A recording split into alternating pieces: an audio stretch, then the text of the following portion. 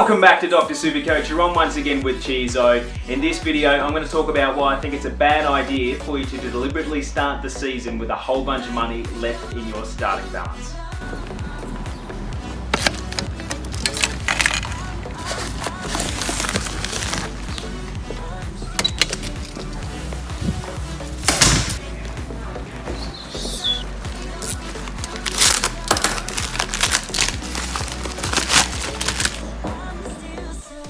So that's just a little insight to, behind the scenes of something that we're planning on doing in 2020. We got invited by Plunk, who's an old friend of ours, to do a little bit of a interesting SuperCoach concept in 2020 where we can only choose starting sides and trades for each week based on players that we pull out of our Footy Stars card pack. So I haven't collected footy cards in a few years, so I'm actually really excited to how this concept will go, and it's going to be a lot of fun. I really hope I don't end up with about 4 Rattatas or something like that, because I remember what that was like as a kid. A word from our sponsors, which is you guys. You guys allow us to have this fun and just talk SuperCoach and do silly concepts like this. So we really, really appreciate all the love and support that we get from you guys and the feedback. And I had absolutely no expectation to be doing a bunch of these videos, but 4K views compared to what we were usually getting is just ridiculous, guys. I even got some feedback on the video and some comments on what players we should be looking at to get in our side, and it's a little bit scary doing a team review and saying what I've got out there because 2020 Twitter is a little bit hectic at this moment where everyone thinks they're an expert, and I'm by no means an expert. I just love playing this game. So if you've got a different opinion to me, that is totally fine, and pick our own sides and we keep trucking on. Now, because you guys do help support us, we've been running a little competition. For those that have signed up to Patreon in 2020, we had a little prospectus competition that we had running here, and AK, you are the winner of the prospectus. So hopefully you'll hit me up in Slack after you hear the podcast where you got name dropped. We did that completely live. JB seems to think that it's rigged for some reason, but I have absolutely no reason why that would be the case. I think he's just disappointed because he put his name into the hat as well when he shouldn't have been. So I think there's a little bit of under table deals that he was trying to organise, but because it was a normal random name generator, AK, you can just rest assured there was nothing else going on like that, and you can expect your prospectus coming in the mail very, very soon for you. I hope you enjoy it. And the last thing I'll touch on just before we jump into the video is that we are still running the Doctor's Daily Dose, daily deep dive, duck, dip, dive, dodge podcast that deep dives into players that we're interested in starting in the preseason. It's not so much going to be rookies. I think a few people were expecting it to be, a few rookies, background on those guys thrown in there, but it is predominantly on these mid prices and premiums that are fighting for selections in our side because we just pick the best rookies. There's no need to do a big deep dive into how Matty Rao went in the NAB League in 2019 and things like that. If he's playing and he's playing well and he's done well in Marsh 1 and 2, he's just going to be in your side, so there's no need to do that. But players like Josh Dunkley, why should you pick him over the Bont or McRae, for example, as the best Bulldog? Maybe you want to listen to that. Inside Patreon, if you consider signing up, you can catch all the Doctor's Daily Dose episodes all the way back to episode 1. Let us know what you think. Okay, with all that done and dusted, let's jump into the video. Now, one thing that I do want to mention straight up is that not everyone is going to share the same opinion with me. I'm going to, annoy a few people with the things that I say within this. A few people will agree. If you've got different opinions to me, that's totally fine, but I'm going to explain my reasoning behind why I think it's a silly idea to leave a whole bunch of cash in the bank, and then towards the end, we'll provide an example of what I could do with my own side to employ these types of principles. So, primarily, SuperCoach, you can't win it with your starting side. Right? You can't win it with your starting side either, but you can certainly lose it by making mistakes. Now, one of the things that I often see people say is that I want to have 100, 200K in the bank so that I can do my first upgrade quicker, or, in case I get an injury, I can, straight swap to someone.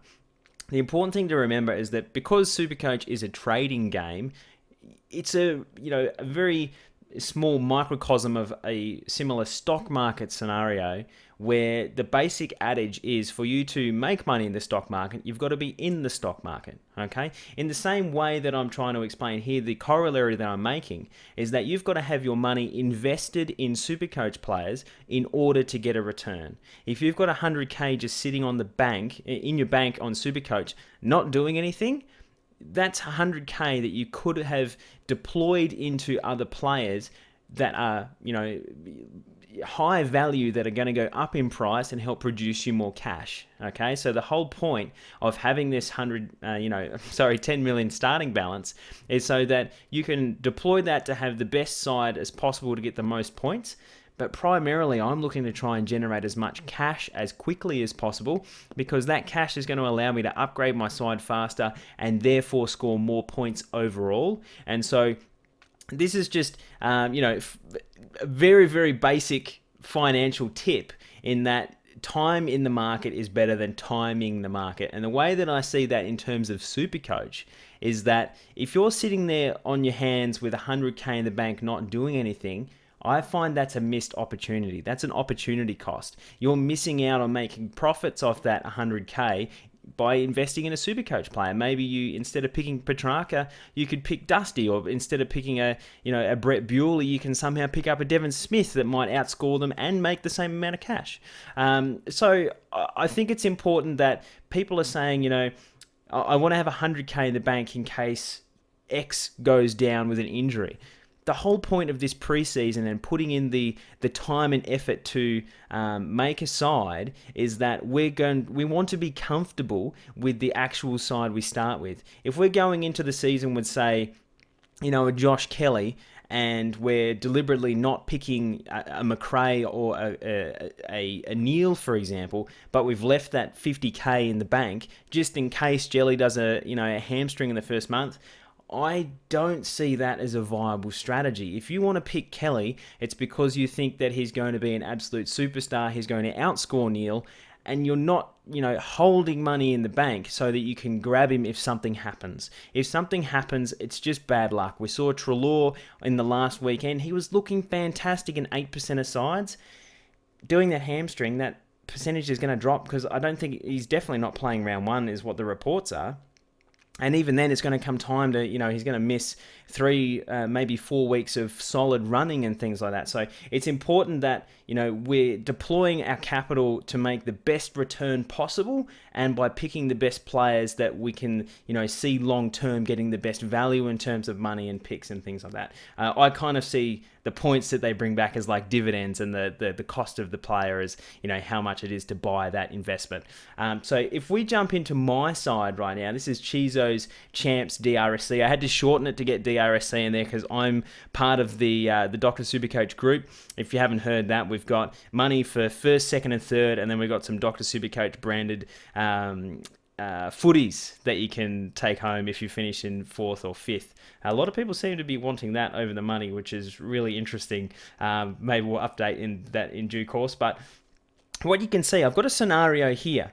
This is my team as it stands, and as you can see, it has changed a little bit from my team reveal before Marsh 1.